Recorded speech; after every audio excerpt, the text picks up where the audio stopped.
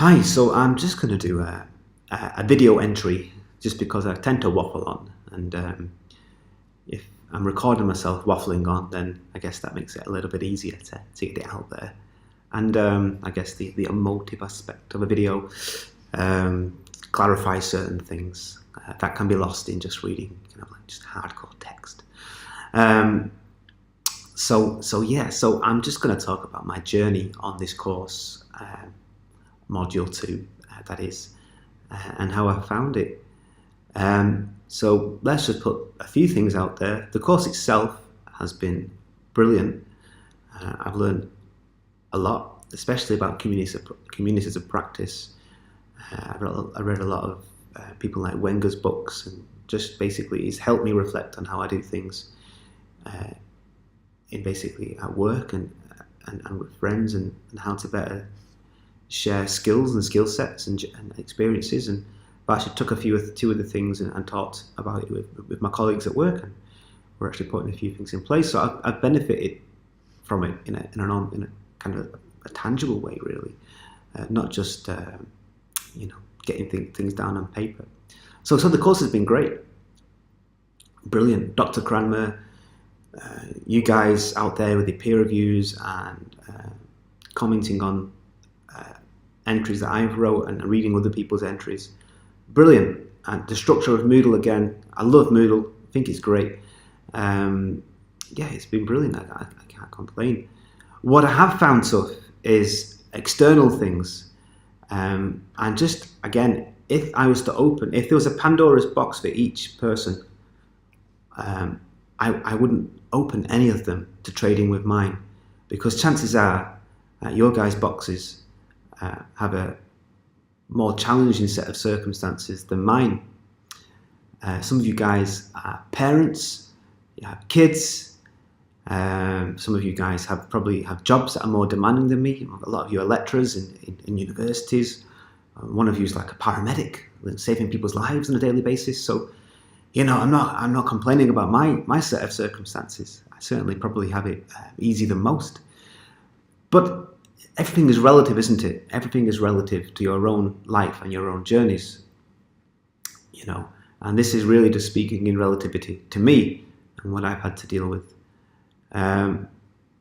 So basically, when this module started, I was at the end. I mean, I've been teaching for maybe 7 years now, but this is the first time I've taught in like a really demanding private school. The school that I work at is it's the top school in Abu Dhabi.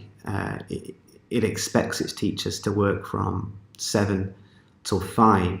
I mean, they're the standard hours. And then it has another 2 hours of after-school activities, which is long for a high school. I mean, it's a boarding school, so it just has long hours. And then when it comes to things like GCSE results and things like that, it's A star, and A is the standard. I mean, a B or a C is considered not great. And so this is the first time I've been in a school where there's like the margin of success is so small that to get there, you really have to work flat out. So I'm doing that. It's the end of the year. I have 250 reports to write. The kids are sitting their GCSE results. And this module 2 starts. And again, just go back a minute. My circumstances might probably be a bit easier than a lot of you, but relative to me, this is the first time I've dealt with this kind of stress at work. So I'm dealing with this, and then I'm trying to do this module on Moodle to the best of my ability. And I'm sort of dancing on the line of sanity and keeping it together. And so for me, really, I have to learn how to be kind of like a Buddhist kind of Zen-like state, and just take a day at a time, and just to not worry too much about tomorrow or what I did yesterday, and just concentrate on the now. That's what I'm trying and learning how to do. And also to do things when I'm meant to do them. Don't let 2 or 3 things build up and then do them all on one day.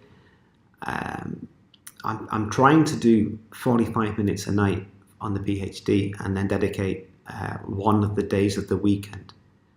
That's what I'm trying to do right now. It isn't easy though when you've been working flat out all week and the weekend comes and you've done like a 50, 60-hour working week, and you just want the weekend really just to go on the download, go for a walk, have a cup of coffee, and have a chat with the wife. I ain't got time for that now. It's PhD. So I'm just learning how to be self-disciplined. And that's for me what I'm reflecting on in this video, and how I'm achieving that. Firstly, this just talking to people about how you're finding things and how you're getting on. That's like, it's invaluable. And keeping like a learning journal as well, like Dr. Kramer has suggested, just to write things down each day. I mean, I have a teacher planner. I write down what I've done each day in my lessons, but I'm actually dedicating a little bit of that teacher planner space at the bottom and talking about what I've done today on my PhD. And it just lets you know what you've done each day, and it's kind of like a little bit of you feel good about, well, I've done a little bit this day, I've been a little bit productive. It's like losing weight when you keep a diary of all the food that you've eaten in that day, and you realise, I've eaten quite a lot. So on this module, I've actually learned to be more analytical as well. In the first module, we used autoethnography, and in the second module, I actually really enjoyed autoethnography as my methodology. I decided to use that again for the second module. A number of reasons for that. I mean, it's the summer holidays. As a high school teacher, interviewing people difficult, and I tend to interview fellow teachers and educators, just because that's the kind of the field that I'm in, and they're readily available. Of course, in summer holidays they aren't. Everyone's off around the world enjoying themselves. So I thought, no, I'll just reflect on my experiences. And unlike the first module, didn't use a mixed methods approach. It was purely also ethnographic. This proved a bit of a hurdle at first. The feedback was actually similar to what Dr. Lee said, and that a little bit too descriptive, not analytical enough. I tend to just waffle on a little bit with the autoethnographic approach, and actually I need to just be a bit more disciplined, a bit honed down, and more analytical.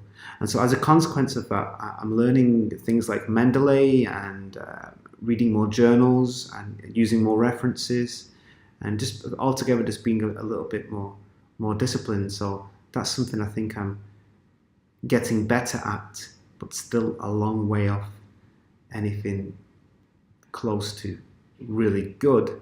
I think I'm just sort of flirting with the acceptable on that right now. And so, yeah, I'm really benefiting from these modules, especially this one, because it's teaching me how to be more disciplined researcher. Yeah, and it's actually making sense now why the PhD is structured in the way that it's structured. You deal with 5 different tutors who all have their own sensibilities of what they feel is acceptable and sort of PhD worthy. I mean, they're all on the level of what is good, but just like, I guess, when you take a driving test, you can just about pass with one person on one day, but if you had a different instructor, you might fail. Okay, and so sometimes there is an element of subjectivity, especially in the social sciences, I think. And so what you have to do as a student, you have to sort of go above and beyond what the expectation is, just so you're hitting the mark. And so you should never. I got a good grade with Dr. Lee. For me, it's a good grade, 68%. You should never get cocky, because you might get a tutor that is actually has a different way of different expectations as to what might be a pass, and you might get a tutor that focuses on different things. I mean, they're all on one level, like I say, but you always need to try your best, never become complacent. And that's probably me talking to myself right now more than I'm talking to you. And so, yeah, I guess I should just sort of stop talking and summarize. So the summary is, for me, in this video, would be to stay disciplined, to manage my time, to keep learning, to perhaps not stick to one methodology for each module, and be brave and courageous and try maybe get at least 2 or 3 in there over the 5 modules before years 3 and 4 kick in. Even if trying a different methodology isn't that comfortable and you might get a few percent less in your module, you've learned to use a different methodology. I mean, there's a famous guy, a famous like intellectual guy called Dr. Peterson. I mean, he's in Jordan Peterson. He's kind of in the media now for a few other reasons, kind of contentious, but he's actually a really good guy, I think. Aside from the gender thing that he seems to be famous for now, his lectures are actually good, and he made a good point about methodologies. Basically, are just like tools, and you can hack a tree with a hammer. You can still chop down a tree with a hammer, but an axe is better.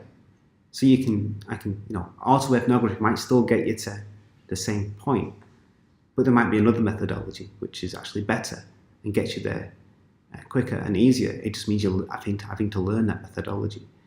And actually, when he said that in one of his online lectures, I thought, it makes sense. Yeah, methodologies, they're just tools. They're just lenses. And when you get the right lens and the right tool, and you use that for your paper, but sometimes you don't know what the right tools are. And so using the wrong tool sometimes lets you know that actually another tool was better. And so, yeah, I'm going to just shut up now. And hopefully you found some bits of this, useful, a catalyst for discussion. And if not, just thanks for listening to me waffle.